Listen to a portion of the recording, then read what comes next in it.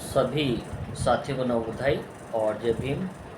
मित्रों, आज हम तथागत गौतम बुद्ध के जीवन से जुड़ी हुई एक सच्ची जातक कथा के बारे में चर्चा करेंगे। कथा इस प्रकार से है कि एक 25 साल का युवा अपनी पूरी शिक्षा करने के बाद रोज़गार के लिए शहर की ओर जाता है, लेकिन दुर्भाग्यवश उसे उसकी शिक्षा के अनुरूप कोई रोज़गार नहीं प्राप्त होता है। वो जो युवा होता है वो मजबूरन किसी सेठ के यहाँ दुकान पर काम करने के लिए तैयार हो जाता है और धीरे धीरे वो ये मान लेता है कि यही मेरी किस्मत में लिखा है और इससे अच्छा मेरे साथ कभी नहीं हो सकता है। वो एक निराशावादी विचार में फंस जाता है और वो जीवन की सच्चाई मान लेता है। दिन भर दुकान पे काम करता है और शाम को 4 चपाती बनाता है और खा करके सो जाता है। यही उसकी रूटीन बन जाती है। लेकिन 2-3 दिन से वो देख रहा होता है कि वो शाम के समय 4 चपाती बनाता है और उसमें से 1 चपाती कोई ले जाता है। इससे वो बड़ा तनाव में आ गया। एक दिन वो छिप करके पूरा ध्यान रखता है और वो देखता है कि एक चूहा दुकान से बाहर आता है निकल कर और उसकी 1 चपाती उठाकर अपने बिल में ले जाता है।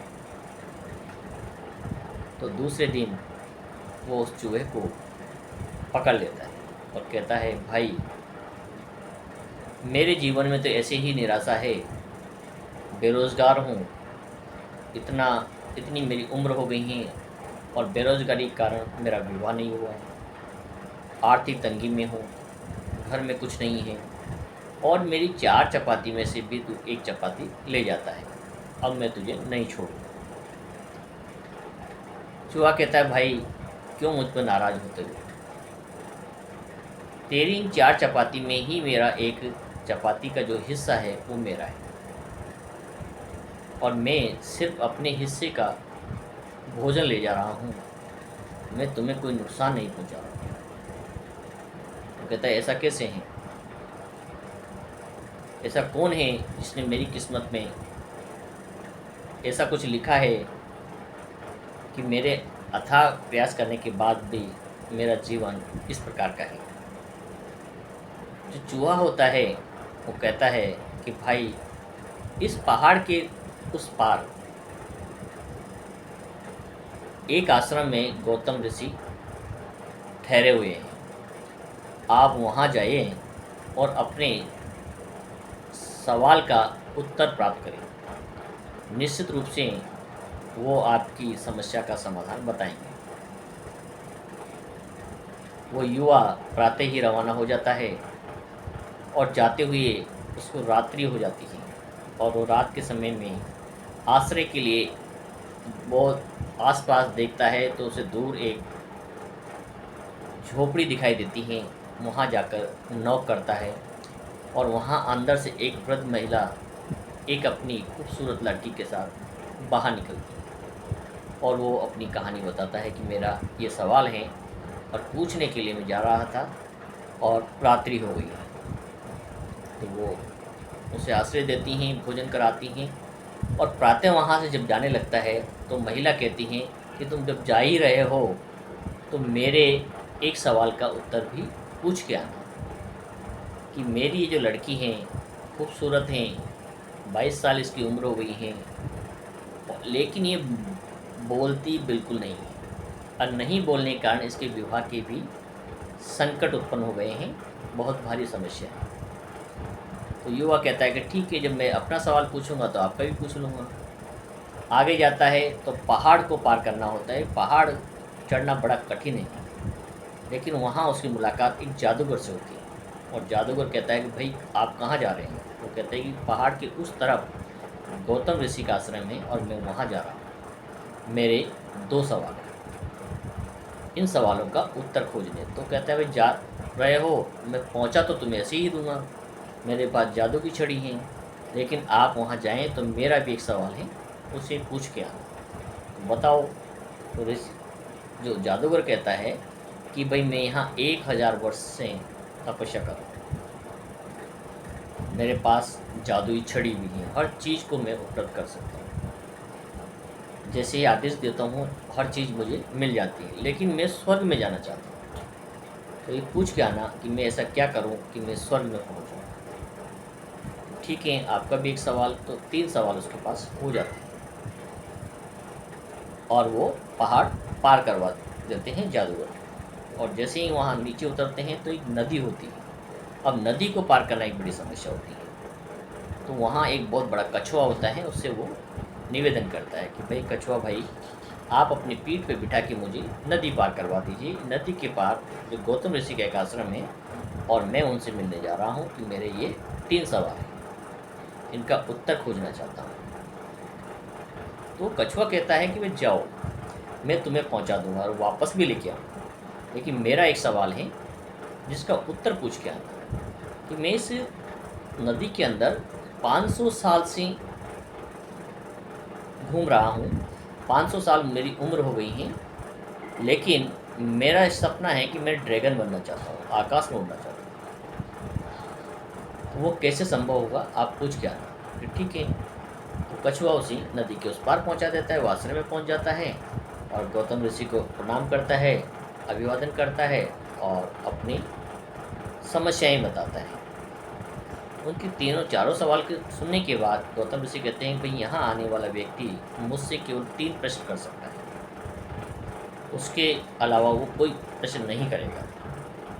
वो नौजवान कहता है कि भाई जो 3 लोग मुझे मिले वो उनकी समस्या मेरी समस्या से कई गुना बड़ी है। मैं तो अभी युवा हूँ, मुझे कई अवसर मिलेंगे अपनी किस्मत को बदलने की, तो मैं अपने सवाल को छोड़ना ही उचित मानता हूँ और उन तीनों के प्रश्न ज़्यादा महत्वपूर्ण हैं, उन्हें पूछता हूँ।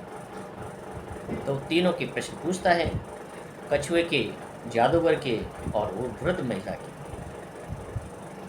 और गौतम ऋषि उन्हें सही उत्तर उन्हें बता देते हैं और वो वहाँ से रवाना हो जाता है। जैसे ही नदी के किनारे आता है, समुद्र नदी के किनारे आता है, तो कछुआ से कहता है मुझे पार पहुँचाओ। तो उसके पीठ पर बैठकर वापस दूसरे किनारे पे आता है और जो कछुए का प्रश्न था वो फिर करता है कि भाई गौतम ऋषि ने मेरे बारे में क्या कहा। तो कहता है हे कछुआ देवता, आपके लिए कहा है कि जिस दिन वो कछुआ अपने कवच को उतार के फेंक देगा उसी दिन वो ड्रैगन बन जाएगा। और उसी समय कछुआ अपने कवच को उतार कर फेंक देता है और वो ड्रैगन बन जाता है और उसके खोल से, कवच से 3 हीरे निकलते हैं। वो कहता है अब तो मैं ड्रैगन बन गया हूँ और मेरे लिए अभी हीरो का क्या मोल, मैं तो आकाश में विचरण करूँगा, तो ये हीरे तुम ले जाओ इनाम के स्वरूप। और वो हीरे लेकर वापस पहाड़ की ओर आता है। वहाँ उसे वापस वही जादूगर मिलते हैं और जादूगर कहते हैं भाई मेरे सवाल का क्या जवाब है। तो कहता है मान्यवर, उन्होंने कहा कि वो जादूगर जिस दिन अपनी छड़ी को फेंक देगा उसी दिन वो सीधा स्वर्ग में चला जाएगा। जादूगर कहता है छड़ी इतनी मेहनत से मैंने प्राप्त की है, इसे फेंकने से क्या लाभ होगा, ये छड़ी तुम ले लो, मेरी ओर से उपहार।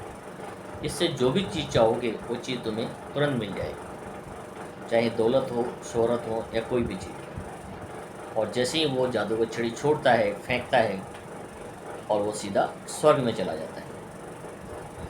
फिर जब वो उस महिला के पास आता है तो महिला अपना सवाल पूछती है कि बेटा बताओ, मेरी बेटी के लिए क्या बताया। तो कहता है माता जी, गौतम ऋषि ने कहा है कि आप अपनी लड़की का विवाह जिस दिन कर देंगी उसी दिन ये बोलने लगे। तो कहती हैं कि तुमसे जैसा योग्य और ईमानदार लड़का मुझे कहीं नहीं मिल सकता है, क्यों ना मेरी बेटी का विवाह तुम्हारे साथ कर दिया जाए। क्योंकि उधर उस युवक का भी विवाह नहीं हो रहा था, तो उसे उस सुंदर लड़की के साथ उसका तुरंत विवाह संपन्न कराया जाता है। और वो लड़की तपाक से बोलती है कि आप तो वही हैं जो 2 दिन पहले मेरे घर में आश्रय लेने आए थे। और उसकी माँ बड़ी हर्षित होती है। और वो जो युवा हैं, वो बिना अपने सवाल को पूछे हुए ही उसके सभी सवालों के जवाब उसे मिल जाते हैं। सुंदर लड़की से उसका विवाह हो जाता है। कछुए के द्वारा उसे हीरे मिल जाते हैं और जादूगर के द्वारा वो जो छड़ी मिलती हैं उससे वो महल, मकान, मोती सब चीज़ें प्राप्त कर लेता है। बिना मांगे उसे सब कुछ मिल जाता है। इस कहानी से सीखने का तात्पर्य यह है कि आपको अपना कंफर्ट ज़ोन को छोड़ना होगा।